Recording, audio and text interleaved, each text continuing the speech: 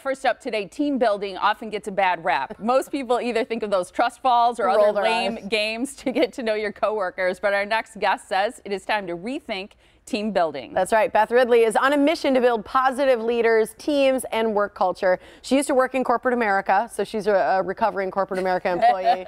And she now owns a consulting business called A Brimful Life. We're happy to have you here, Beth. Hi, ladies. Good morning. Beth. It's Wednesday. Thank you. Do you see people sort of roll their eyes when you even say team building? Totally. And the Office TV show does not help because people think of being forced to do like really embarrassing games and stuff like that, like the trust fall, and then no one can Right. You never live it down, so yeah. Yeah, but there is a real purpose to it, isn't there? Oh yeah, team building is really important. I mean, it's all about building personal relationships and trust. And when you have that, I mean, it leads to better communication and collaboration, overall better work experience. When people trust each other, they're able to be themselves and share good ideas. It leads to creativity and innovation. So there is a real purpose if it's done well. Yeah, and those benefits really do, they really do matter. They do. And so even if people think it's lame, it's not lame. It's not lame, and I think there's ways to do it so that it's not lame and actually has the benefit that you want. I think the most important thing is not make it corporate-y, right? Yeah. So if you're always trying to like weave in a leadership insight or like a takeaway from work, people see through that. It's just not fun. And it detracts from the real mission of just spending time and enjoying each other's company to get to know one another. Yeah, because stronger teams seem like they're going to have a lot more success at work. Yep.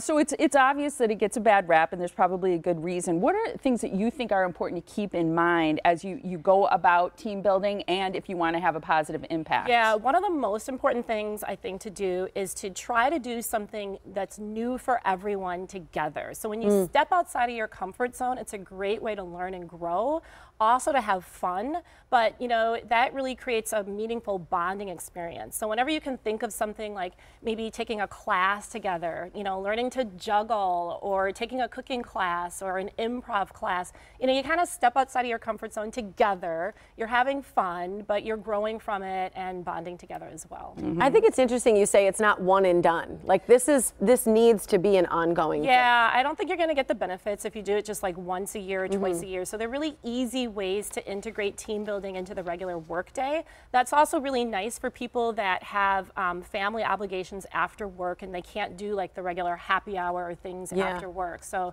if you can even do things like, you know, maybe take 1 or 2 minutes at the end of every meeting to let someone share about their hobbies or family traditions or maybe cultural traditions or something like that, that helps to create team building. You can plan a fun lunch once a month, order in pizza and break out a board game. These don't have to be big, elaborate, or expensive things, but the more that you can sort of integrate them into the workday, the better. And I think that's less stressful for people too, if you're doing it during the workday rather than expecting people to give some of their free time or family time to promote better working Which that is stressful, like feeling like, oh, I have to get to this happy hour, otherwise, you know, my boss will be upset with me. That alone is stressful and doesn't really add to the spirit of team building, but everybody has to eat lunch at some point or take like, you know, a 15-minute coffee break. Those are easy to do and really meaningful. What if you have a virtual team? I've got a lot of friends that work from home. They're not necessarily going into an office. Some of them feel like they have really strong bonds with their coworkers, but how do you do that virtually? Even more important because so many people now work remotely or have total virtual teams, and when you're not face-to-face, you have to work a little bit extra hard to build that team building. Anything that you can do that incorporates video, I think is really nice. So to be able to see someone gave me a really fun idea of a home show and tell. So everybody takes a turn. Like a tour? Yes, a tour. Either you can record it on your phone or like a walking tour on Zoom or something like that to see someone's home. So isn't that fun? You sort of get to see where someone works and you can learn a lot about seeing someone's kitchen. For sure. Like you got to clean it. You got to tidy it up. That's exactly right. Or just taking, you know, a 15-minute coffee break where all the virtual team comes together and they share a fun photo.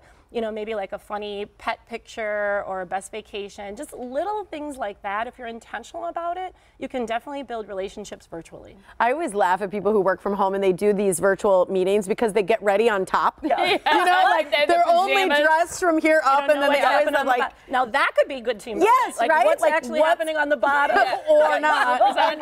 You could go too far. Yeah, but I think understanding is so key. And I think getting to know people is something that most people want to to do just in life. And I think getting to know your coworkers, you're a little bit more understanding sometimes of people, and you kind of know where they're coming from. Then. Yeah, totally. I mean, building meaningful relationships with people is a critical important of life, and it gives our work joy and meaning and purpose. So why should we overlook that? Yeah, and we spend so much time at work. You spend a lot of time at work. To have joy, family, meaning, and purpose is a great thing at work. That's good stuff. Well, I know people can find out more ideas about team building and everything about you at your website, which is the Brimful Life. So thank you so much for being here, Beth. Thank you. Good to see you. Thank you so much. Love it.